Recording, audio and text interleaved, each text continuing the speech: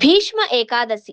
ఈ రోజు ఆ ఒక్కటి చేస్తే అదృష్టం, రాజయోగం మీదే. హిందూ మతంలో భీష్మ ఏకాదశికి ప్రత్యేక ప్రాధాన్యత ఉంది.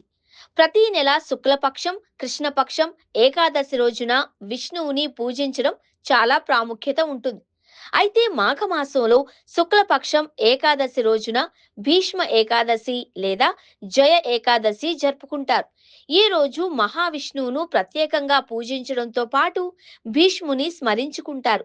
భీష్మ ఏకాదశి లేదా జయ ఏకాదశి ఈ రోజున అంటే జనవరి 29న బుధవారం నాడు భక్తి శ్రద్ధలతో జరుపుకుంటారు. ఈ రోజున చాలా మంది ఉపవాసం ఉంటారు.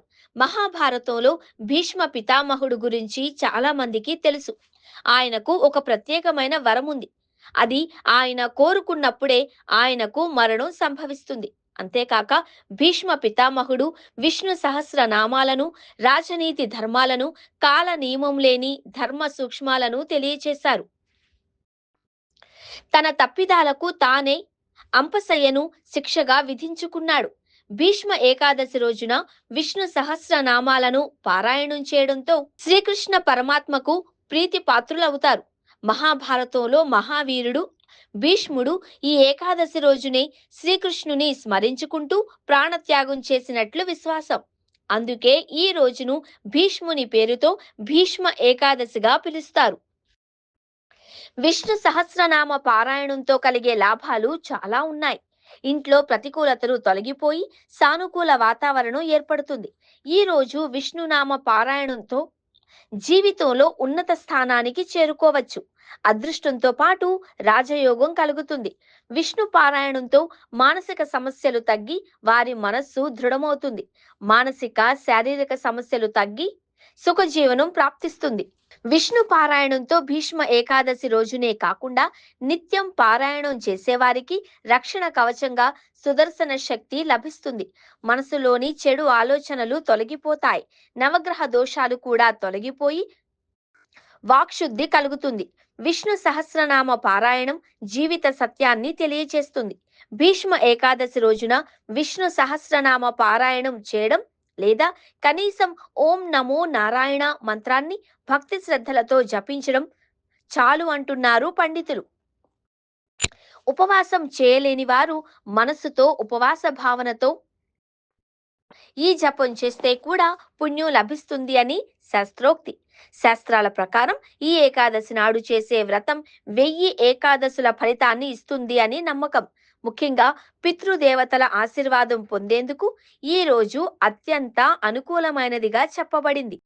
పితృదోషాలు, కర్మ బంధనాలు తగ్గుతాయి అని భక్తులు విశ్వసిస్తారు. ఏకాదశి వ్రత విధానం. జయ ఏకాదశి రోజున తెల్లవారుజామున లేచి తలస్నానం చేయాలి. లక్ష్మీనారాయణులను ప్రార్థించాలి. ఇల్లంతా గంగాజలం లేదా పసుపు నీళ్లతో శుద్ధి చేయాలి. సూర్యనారాయణుడికి అర్ఘ్యం సమర్పించి పూజా మందిరంలో లక్ష్మీనారాయణుల విగ్రహాలను లేదా ఫోటోలను ప్రతిష్ఠించాలి. శ్రీ మహావిష్ణువును పూజించడానికి పసుపు రంగు దుస్తులు ధరించడం ఉత్తమం. పసుపు రంగు పండ్లు, పువ్వులు, పాయసం, తెలుపు స్వీట్లను దానం చేయండి. విష్ణువుకు సంబంధించిన మంత్రాలు, స్తోత్రాలు, శ్లోకాలు పఠించాలి. ఆ తర్వాత మంగళహారతి ఇచ్చి సిరి సంపదల కోసం లక్ష్మీనారాయణులను ప్రార్థించాలి.